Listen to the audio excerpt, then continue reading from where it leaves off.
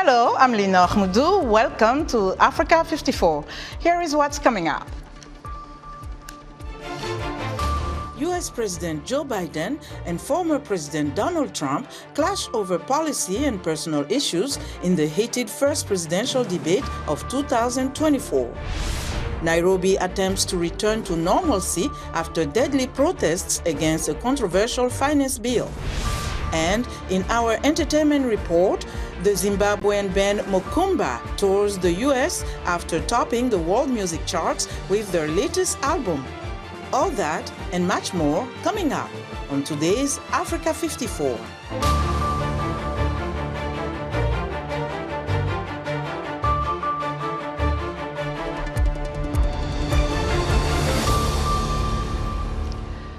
We begin our broadcast with the first U.S. presidential debate held in Atlanta, Georgia, where incumbent Democrat Joe Biden and Republican Donald Trump exchanged biting comments on policy and personal issues. VOA's Kaya Yu has this report. Joe Biden and Donald Trump each made their case to voters for why they should be the next president. On the campaign trail, Trump says the U.S. economy is in ruins. At the Atlanta debate hosted by CNN, Trump said America is, quote, a seriously failing nation.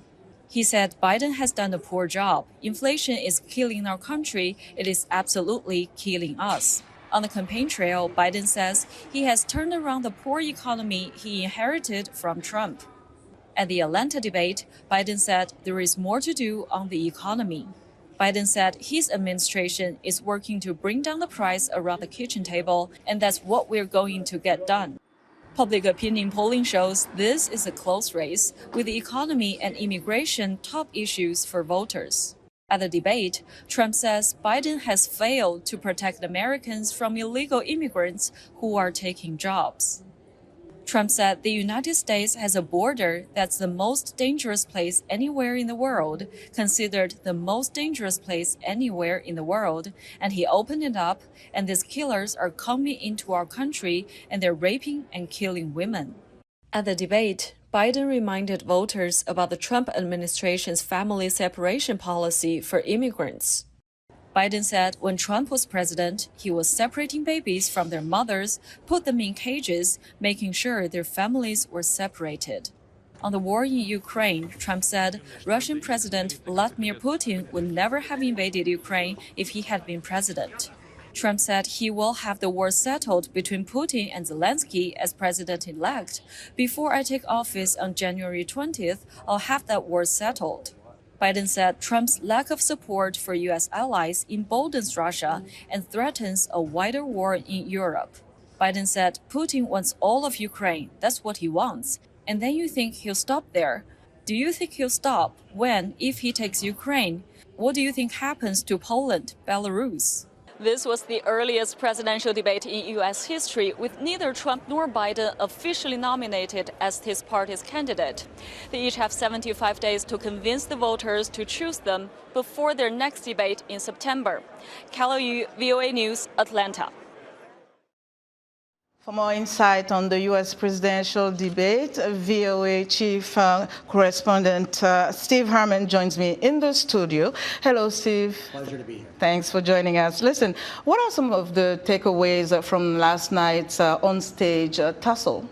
Well, there are two major takeaways. One, of course, was the surprisingly poor performance of the incumbent president, Joe Biden, and also a repeat performance, as we've seen before many times, from Donald Trump of misstating facts.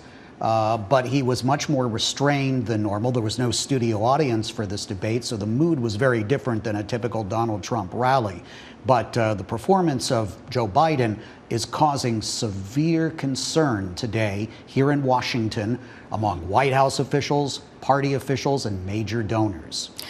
To what extent is substance versus performance important in terms of shifting voters' choices, and how much impact does this have? Well, I think everybody would like substance to be the most important thing, but unfortunately, The optics and the voice of President Biden last night were surprising, caused concern.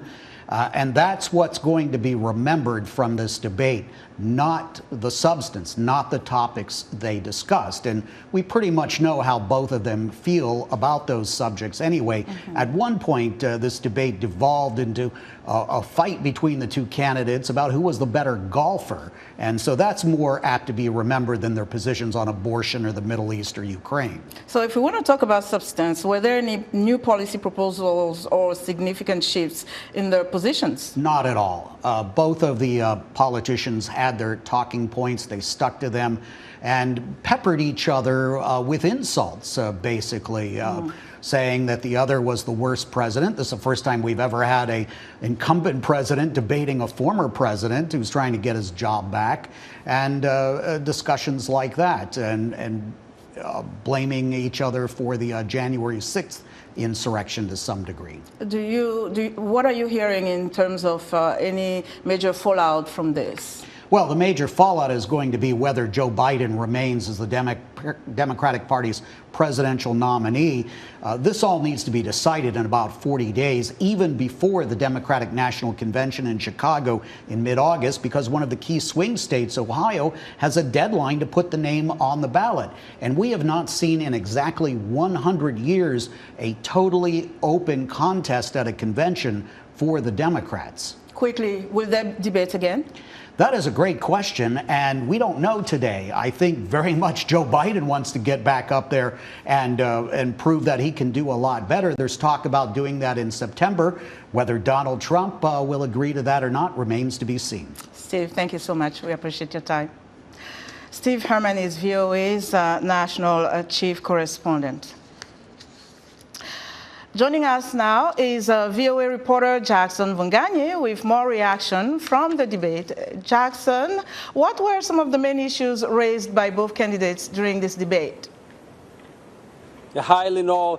This first presidential debate of the 2024 election season, organized by CNN, really marked a historic moment in U.S. political history, with current President Joe Biden and former President Donald Trump engaging in really a heated exchange on various important issues that are of critical concern for voters here in America.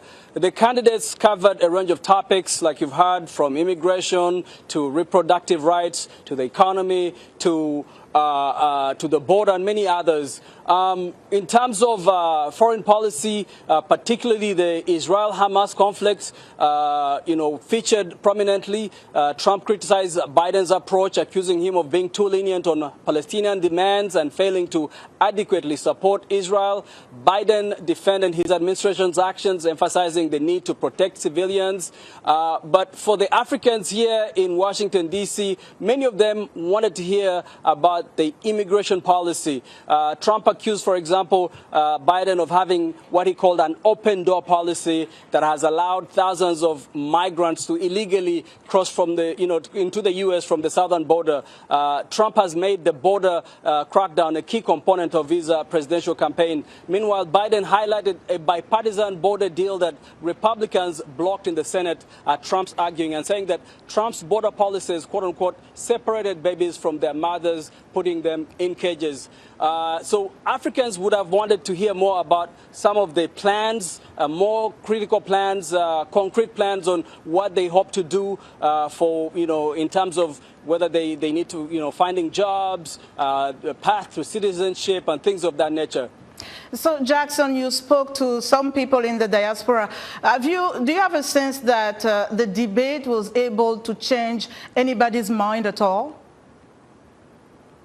Well, it's kind of too early yet to tell on whether this one debate was the thing that was needed by voters, especially in the swing states or those undecided voters, whether this debate is the thing that move them one way or another. So it will take some time to know. That takes a couple of days And there are other debates that are coming up. The next debate is in September. But again, going back to Africans here in Washington, D.C., they would have wanted to hear more in terms of foreign policy, how the administration of Biden or if Trump wins, how they will engage with the African continent, and we didn't hear that much. How important is the immigration issue for the diaspora here?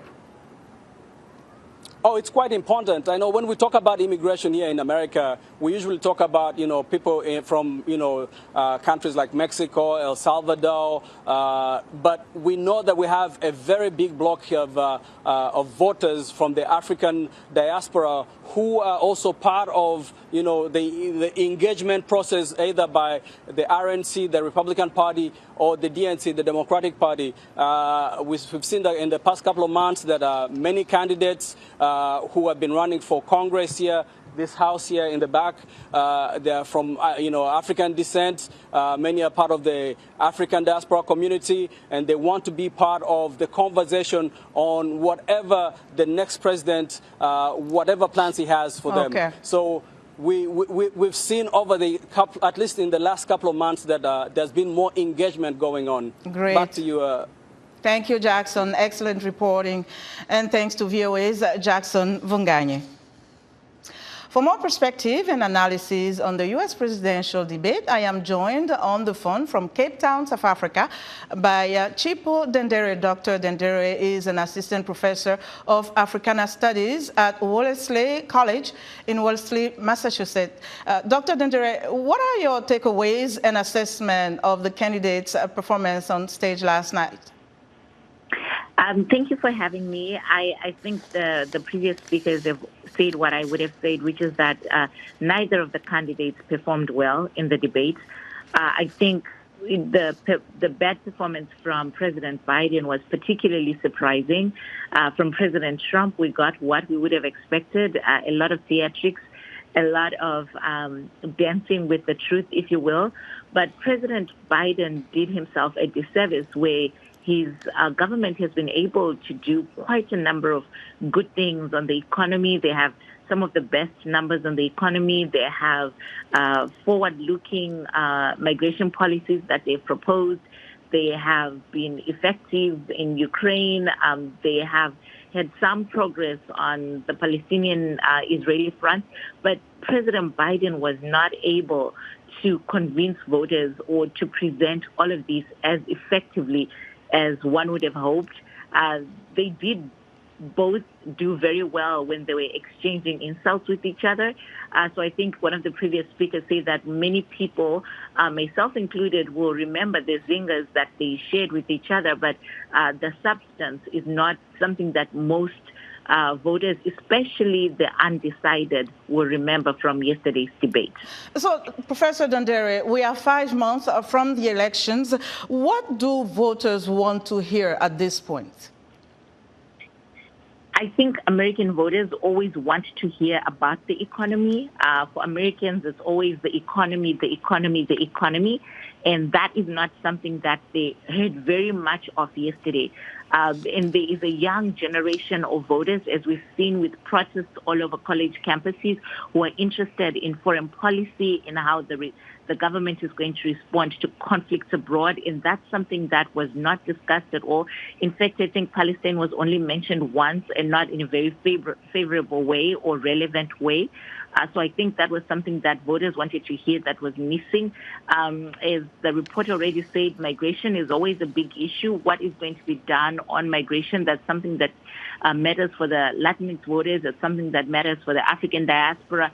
In fact, for any demographic that is impacted by immigration politics, that's something that matters to them. And yet that was not made front and center. But, before all of that, it's always the economy.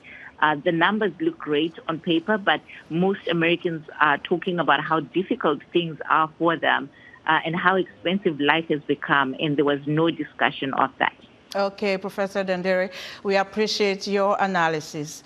Our thanks to Professor Chipo Dendere, an assistant professor of Africana Studies at Wellesley College in Wellesley, Massachusetts.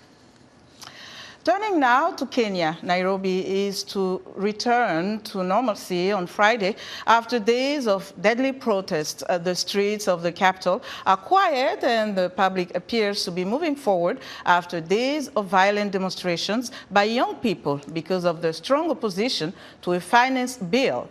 President William Ruto's government wanted to raise $2.7 billion in additional taxes to reduce the budget deficit and borrowing.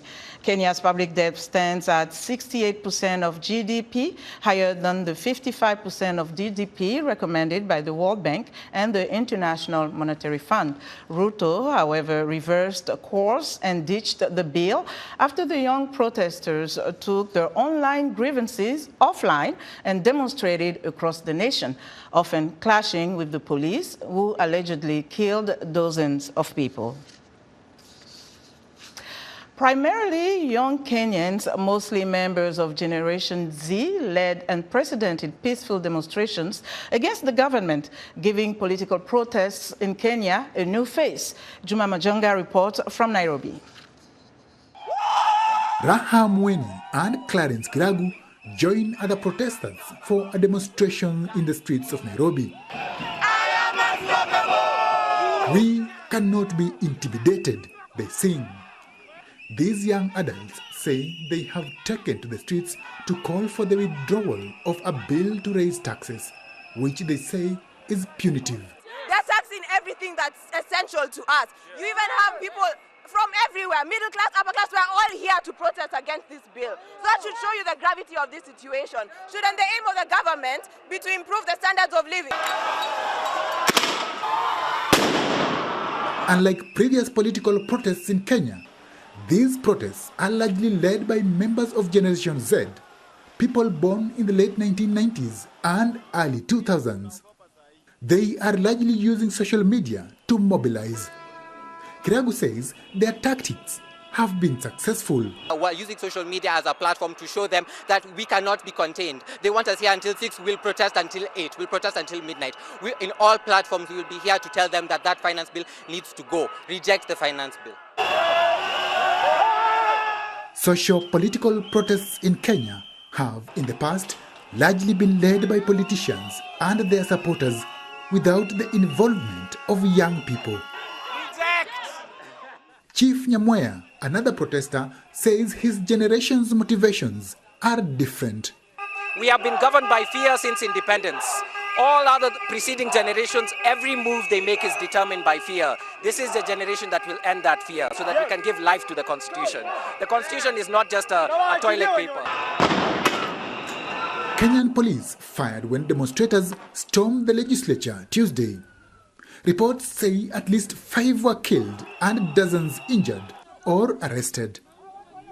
Kiragu says the brutality of the police will not deter them. Yeah, Gen Z are the ones leading and they know that, but they are still deploying their police officers, tear gassing people like it's a normal day activity. That's definitely wrong. Kenyan President William Ruto said the tax debate had been, quote, hijacked by dangerous people. Juma Majanga, VOA News, Nairobi. Campaigning for Saturday's presidential election in Mauritania has ended. President Mohamed Ould Ghazouani, who is seeking a second term in office, is promising more economic growth and social programs to eradicate poverty and prevent extremism in the vast West African desert nation. However, he is being accused of corruption and mismanagement by his opponents. Mauritania positions itself as a strategic ally of the West in a region swept by coups and violence. Ghazouani is a former army chief who rose to power in 2019 following the first democratic transition in the country's history. Among the other candidates are Biram Da Abed, second in the last 2 presidential elections, and Hamadi Ould Mohamed El Maktar. We are excited to hear what you think about Africa 54 and all our VOA Africa programs on our website at voaafrica.com. Still to come, Heather Maxwell talks to Zimbabwe's Mokumba Band.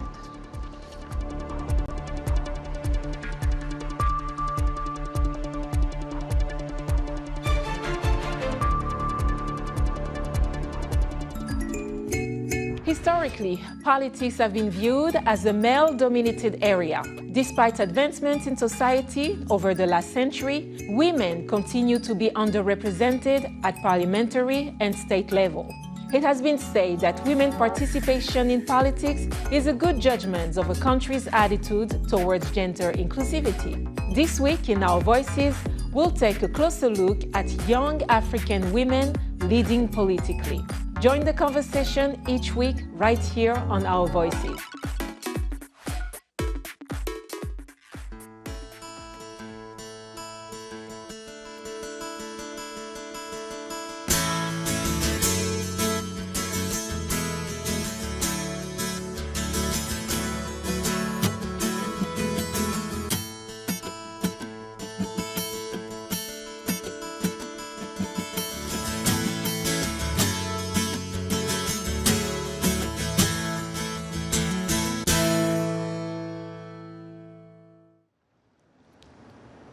In other news, General Michael Langley, head of U.S. Africa Command, is denying claims by Zimbabwean government officials that Washington is setting up a military base in neighboring Zambia and wants to move AFRICOM operations there from Germany. Langley said Thursday, quote, "That's absolutely false." Zambian President Hakainde Hichilema also denies that his country is being militarized by the U.S. The Central African Republic government is rejecting calls from the opposition and civic society groups to postpone the country's first local elections in more than 35 years. Opponents of the October poll say funds are not available and security remains fragile. But the CAR government and the United Nations assert the elections will help restore democracy and peace. And India thumped defending champion England Thursday by 68 runs to reach the final of the 2020 Cricket World Cup. India will now face South Africa on Saturday in Bridgetown, Barbados, in a battle of unbeaten teams. The win is sweet revenge for India, which got blasted by England by 10 wickets in the 2022 World Cup semi-final in Australia.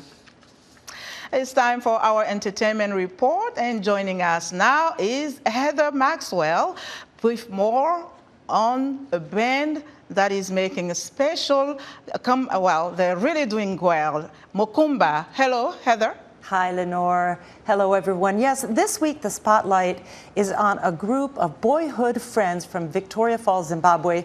Musicians of the band Mokumba are in the midst of a big U.S. tour. And their latest album, Tusona, Tracings in the Sand, topped the world music charts in Europe and the Transglobal World Music Charts in 2023. Well, they're here in Washington. They were last week, stopped by VOA, and I spoke with them. So let's take a look. Hello, Mokumba. Hello, hi Heather. Good, how are you all? Oh, we're good, we're good. So nice to have you on the set. Yeah. So you performed at the Kennedy Center recently. How was that? No, it was beautiful, it was beautiful. Firstly, it was good to be back here in DC and to perform at the Kennedy Center for the second time. It was really nice. The reception was good. Any notable people at the concert that you were? Next question. Your sound and your lyrics, the messages in your song are they're a signature in anyway from how I listen to you and understand you. Yeah. As being about your culture and your cultural identity in your region. Well, Mokumba is from Victoria Falls, and we sing in about 5 different languages. So Vic Falls is a very small town, and in that small town we have 8 languages in Victoria Falls, you know, and yet the big cities is 1 language in Harare, 1 language in Bulawayo, yeah, and that small town we have 8 languages, and that's where we come from, and we sing in all these languages: Nyanja, Luwale, Tonga, Nambia, Ndebele, and Shona as well. Mm-hmm. And you all are friends from since you were boys? Yeah, we all grew up in the same neighborhood, went to the same school. Mm-hmm. Yeah. Yeah. Would you guys feel comfortable to sing just a short a cappella so we can all hear? All right, we're going to do a song. It's called Kwelintaba. So on this song, we're celebrating our journey as Mukomba, because we've been together for 17 years now. You know, that really needs a celebration, you know. For sure, especially after COVID, you exactly. also, yes. Yeah, so on this song, we're talking about our journey, that we're here and we're still moving forward. Mm-hmm. Yeah. And what language are you singing It's in Ndebele. Ndebele. Yeah. All right. Kwelintaba sambe mfana Kwelintaba sambe Kokashana Kwelintaba sambe Kokashana Butela siakona Kwelintaba sambe mfana wami Kwelintaba sambe Kokashana Kwelintaba siakona Siakona Saze sakweli ntaba kwe Sakweli ntaba Swela kona Sifela ko Sakweli ntaba Butela siakona Saze sakweli ntaba kwe Sakweli ntaba Butela swela kona Sifela kona Sakweli ntaba Butela siakona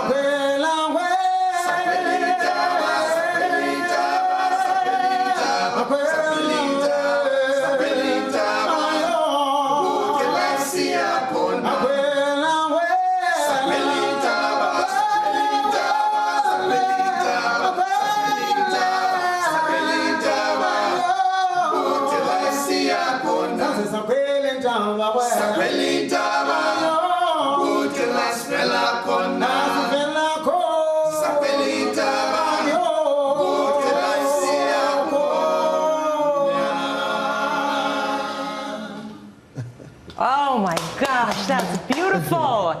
You sound even better than you did before. And that's with no instruments. Amazing. Matthias, your voice just soars and sings. It's just beautiful. Thank you very much. Thank you. What about the album? All Tell right. us about it. The album is called Tusona. Tracings in the Sand. Tracings in the Sand, yeah. Yeah, the album's been really doing well. We were #1 on World Music Chart and number 13 on Transglobal, you know. Thank you so much. Oh, thank you. All right, and that's it for me this week. Lenore, back to you. That was amazing, Heather. Thank you so much. Thanks for joining. Be sure to join Heather Maxwell's exciting entertainment report every Friday here on Africa 54. And that's our show for today. Be sure to watch Africa 54 on our website at voaafrica.com. From all of us here in Washington,